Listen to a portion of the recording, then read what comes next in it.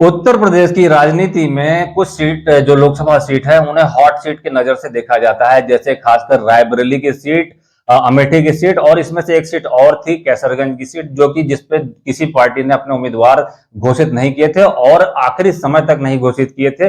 आज नामांकन की आखिरी डेट है, 3 तारीख 3 मई है और अब जाके लगभग दोनों जगहों पे, तीनों जगहों पे उम्मीदवार की घोषणा की जा चुकी है। तो इस वीडियो में हम रायबरेली की चर्चा करते हैं। रायबरेली लोकसभा सीट से दो बातों पर चर्चा करते हैं। पहली कि वहां से बीजेपी के उम्मीदवार दिनेश प्रताप सिंह जो उम्मीदवार बनाए गए, उनका क्या बैकग्राउंड है, वो कैसे टक्कर दे पाएंगे। दूसरी बात कि राहुल गांधी वहां से जो कांग्रेस के उम्मीदवार बनाए गए हैं, उनकी स्थिति कैसी रहेगी, उनकी वो किस तरीके की टक्कर दे पाएंगे। जी हाँ दोस्तों, बहुत बहुत स्वागत है हमारे YouTube channel info highway India में और आइए चर्चा को आगे बढ़ाते हैं।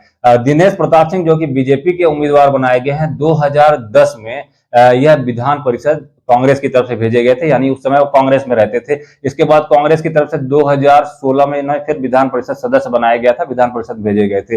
2018 आते आते इन्होंने बीजेपी ज्वाइन कर ली थी और 2018 के बाद 2019 में लोकसभा चुनाव में वहां पर वह सोनिया गांधी के अगेंस्ट खड़े हुए थे और वहां से उन्होंने एक अच्छी टक्कर दी थी। और इसके बाद 2022 में जब योगी पार्ट 2 की जब गवर्नमेंट बनी तो उस गवर्नमेंट में उनको स्वतंत्र प्रभार राज्य मंत्री का दर्जा प्राप्त हुआ और इस तरीके से वहां पर बीजेपी में ज्वाइन करने के बाद एक अच्छी स्थिति में वो वहां पहुंचे। इसके पहले जो रायबरेली में इनकी राजनीतिक स्थिति थी, थोड़ी कमजोर पड़ रही थी, लेकिन जब बीजेपी की तरफ से इन्हें मंत्री बनाया गया योगी पार्ट 2 में, तो इनकी स्थिति फिर से वहां अच्छी मजबूत हो गई। तो बात करते हैं 2019 की, जब इन्होंने सोनिया गांधी को टक्कर दी। तो जब सोनिया गांधी वहां से इलेक्शन लड़ रही थी तो सोनिया गांधी को जो हार और जीत का जो अंतर सामने दिखाई दिया, उससे सोनिया गांधी के बाद को एक बात समझ में आ गई थी कि अब यहाँ पर आगे की लड़ाई कठिन होगी। और जब 2019 का जो वोट परसेंटेज सामने आया था, जो जो मत सामने आए थे, उसमें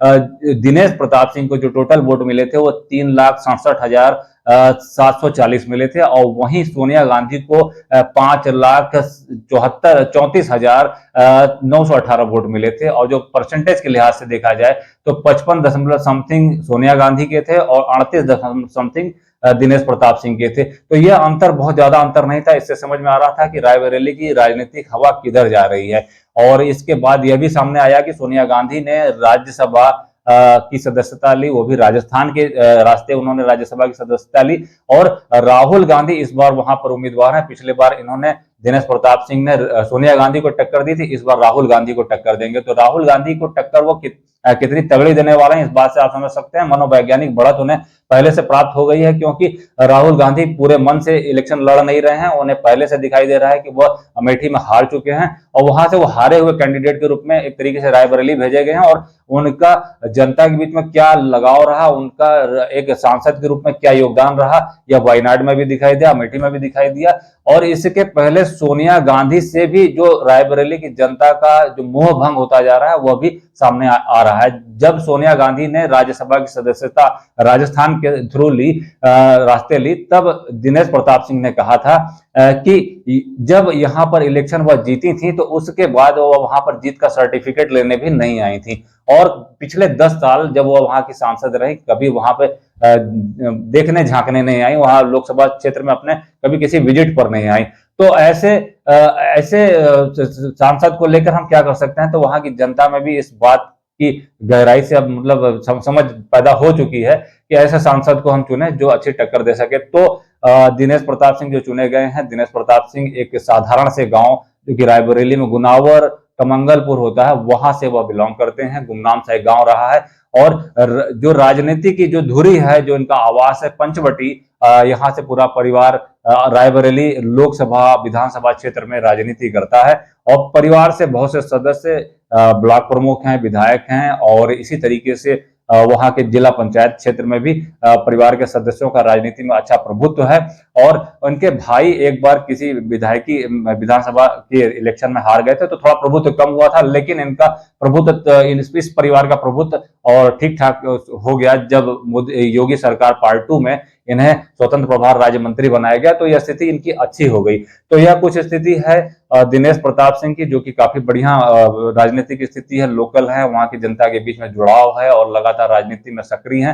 दूसरी तरफ सत्ताधारी पार्टी से होने के कारण वहां पर उनकी कनेक्टिविटी जनता के बीच में और उनकी जो कह सकते हैं सक्रियता है कार्य और व्यवहार को लेकर, वह भी ठीक ठाक है। दूसरी तरफ राहुल गांधी जो कि अमेठी से एक तरीके से भागे हुए वहां आए हैं और यह कहते हुए कि कांग्रेस पार्टी ने उन्हें उतारा है कि परिवार की दो लोकसभा सीटें रही हैं, बहुत महत्वपूर्ण रही है, इसे नहीं छोड़ना चाहिए। लेकिन राजनीतिक के जो आधार दिख रहे हैं उस हिसाब से कांग्रेस की स्थिति काफी कमजोर हो चुकी है। और दूसरी बात एक जो समझ में आती है मनोवैज्ञानिक बढ़त की दृष्टि से देखा जाए तो अमेठी से कांग्रेस ने अपने एक विश्वसनीय पार्टी के सदस्य, पारिवारिक सदस्य, पार्टी के सदस्य को उतारा है, किशोरी लाल शर्मा को, जिससे एक बात समझ में आती है कि जहां बहुत बातें हो रही थी कि प्रियंका गांधी अमेठी या रायबरेली से लड़ेंगी, तो उनकी भी अमेठी से चुनाव लड़ने की हिम्मत नहीं हुई। इससे यह बात समझ में आ रही है कि स्मृति ईरानी से टक्कर लेने में कहीं ना कहीं उन्हें भी हार का डर सता रहा है और वो पहले ही चुनाव में स्मृति ईरानी से टक्कर लेकर अपनी हार से अपनी शुरुआत नहीं करना चाहती है। तो यह कुछ स्थिति है जो रायबरेली से संबंधित हमने आपको बताई, राहुल गांधी से संबंधित बताई, और जो जीत और हार का जो रेशियो चल रहा है उसके बारे में बताई। तो कुल मिलाकर बीजेपी ने अपने पत्ते रायबरेली से खोल दिए हैं। बहुत दमदार रहेगा आने वाला इलेक्शन और बीजेपी ने आक्रामक तरीके से उत्तर प्रदेश से 80/80 यानी 80 में से 80 सीट लेने का जो लक्ष्य रखा है, उस हिसाब से देखा जाए तो कांग्रेस के लिए और राहुल गांधी के लिए बहुत बड़ी चुनौती है। जहां राहुल गांधी पूरे देश में चुनावी यात्राएं कर रहे हैं, जनसभाएं कर रहे हैं, तो उस दृष्टि से देखा जाए तो जो उत्तर प्रदेश यहाँ राजनीति का बहुत बड़ा गढ़ माना जाता है, 80 सीटें हैं, वहां पे कांग्रेस की क्या स्थिति है। वैसे तो कांग्रेस को जो अलायंस के द्वारा जो सीटें मिली हैं वो सिर्फ 17 सीटें मिली हैं, जिसमें से एक भी सीट अगर कांग्रेस निकाल ले तो बड़ी बात होगी। तो यह कुछ अपडेट्स थी जो कि हमारे द्वारा अभी आपको उपलब्ध कराई गई।